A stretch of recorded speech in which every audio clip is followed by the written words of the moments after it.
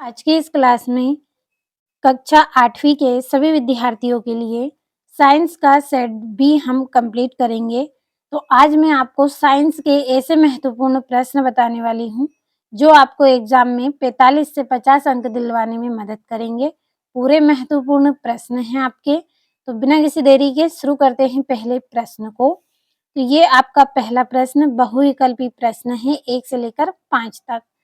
पहला है आपका पहली जल की कमी वाले क्षेत्र में रहती है, वह सिंचाई के लिए किस प्रकार का उपयोग करे कि जल व्यर्थ ना होकर सीधे पौधों की जड़ों को मिले। पहली को सिंचाई करने के लिए डीप तंत्र का उपयोग करना चाहिए ताकि जल व्यर्थ ना जाकर कहाँ मिले, सीधे पौधों की जड़ों को मिले। दूसरा प्रश्न पढ़ेंगे, जलता हुआ ईंधन व ऑक्सीजन का संपर्क टूटने पर क्या होता है। जलता हुआ ईंधन और ऑक्सीजन का संपर्क टूटने पर आग पर नियंत्रण होता है। तीसरा है पौधे और जंतुओं की वह स्पीशीज जो किसी विशेष क्षेत्र में विशिष्ट रूप से पाई जाती हैं, विशेष क्षेत्रीय स्पीशीज उसको हम कहते हैं। चौथा है किसी विलयन में विद्युत धारा प्रवाहित करने पर प्रभाव उत्पन्न होता है, तो उस पर रासायनिक प्रभाव उत्पन्न होता है। पांचवा है निम्नलिखित में किसके कारण सुनामी नहीं आती है, तो तड़ित के कारण सुनामी नहीं आती है। तो ये हो गए हैं आपके पूरे सही विकल्प। अगला प्रश्न है आपका रिक्त स्थानों की पूर्ति कीजिए। 6 से 10 तक रिक्त स्थान भरने हैं। छठा है थैलियों में आने वाला दूध संदूषित नहीं होता है क्योंकि वह दूध डेडेस होता है, तो वह दूध पाश्चुरीकृत होता है, इसलिए वह संदूषित नहीं होता है।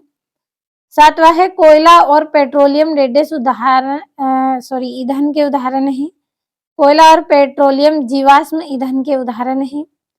आठवां है मोमबत्ती की ज्वाला का डेडेस क्षेत्र सबसे अधिक गर्म होता है। मोमबत्ती की ज्वाला का जो बाह्य क्षेत्र होता है वो क्या है, अधिक गर्म होता है।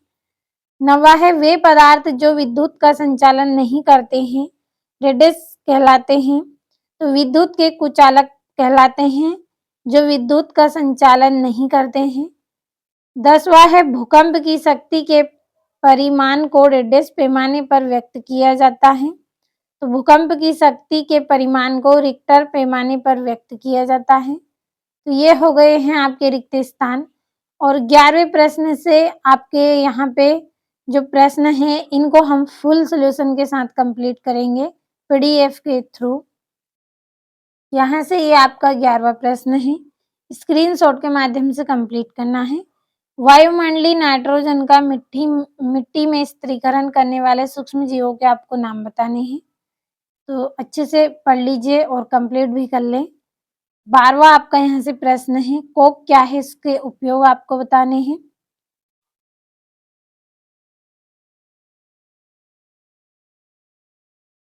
यहाँ से ये आपका 13वां प्रश्न।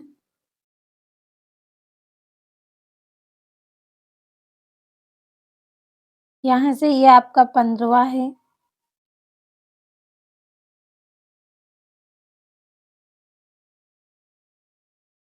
ये 16वां प्रश्न है। दो वस्तुओं के बीच बल किसके कारण लगता है, तो दो वस्तुओं के बीच अन्योन्य क्रिया के कारण बल लगता है। ये आपका यहाँ से 16वां है। एक ही सामग्रियों से बनी दो कंघियों को यदि आपके बालों पर रगड़ा जाता है और कंघियों को एक दूसरे के पास लाया जाता है, तो कंघियां एक दूसरे को आकर्षित करेंगी या प्रतिकर्षित, स्पष्ट कीजिए।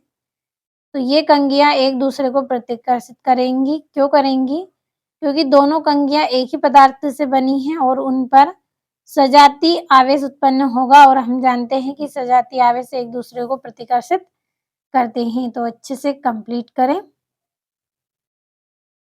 ये यहाँ पे है आपका कोयले की तुलना में मिट्टी के तेल का भंडारण में अधिक सावधानी क्यों बरतनी पड़ती है, जबकि दोनों ही ईंधन हैं।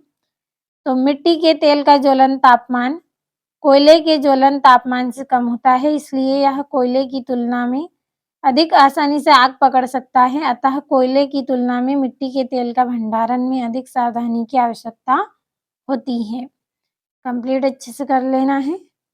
ये आपका 16वां है यहाँ से। हमें कागज की बचत क्यों करनी चाहिए? इन कार्यों के उदाहरण दीजिए। उन कार्यों के उदाहरण देना है जिनके द्वारा आप कागज की बचत कर सकते हैं। ये यहाँ से है। कागज का पुनः चक्रीकरण करके भी हम बचत कर सकते हैं।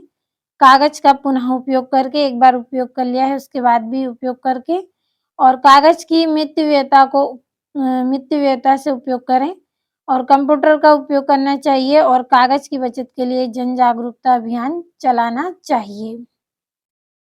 ये यहाँ से 19वां है आपका, कायांतरण किसे कहते हैं? मेंढक के जीवन चक्र की विभिन्न अवस्थाओं के नाम क्रमानुसार लिखना है। तो लार्वा का कुछ उग्र परिवर्तन द्वारा वयस्क जंतु में बदलने की प्रक्रिया को कायांतरण कहते हैं। और ये यहाँ पे मेंढक के जीवन चक्र की विभिन्न अवस्थाएं, अंडे, दूसरा है अंडे और पहला है अंडे और दूसरा है आरंभी टेडपोल, और तीसरा है बाद वाला टेडपोल, और चौथा है वयस्क। और ये यहाँ पे आपकी सारणी दी गई है इस तरह से। और ये आपका यहाँ से 21वां प्रश्न।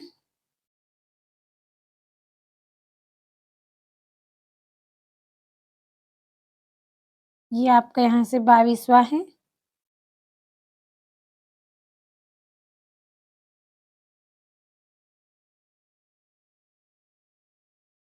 23वां प्रश्न है आपका। और ये यहाँ से, और आपको यहाँ पे मॉडल पेपर बताया गया है, कोई रियल पेपर नहीं है, क्योंकि रियल पेपर मिलता भी नहीं है, केवल मॉडल पेपर है। लेकिन प्रश्न ऐसे हैं जो आपको एग्जाम में 45 से 50 अंक दिलवाएंगे, क्योंकि जो बच्चे लगातार तैयारी कर रहे हैं उनके लिए मैं यहाँ पे पूरे महत्वपूर्ण प्रश्न आपको बता रही हूँ। कंप्लीट अच्छे से करते चलें।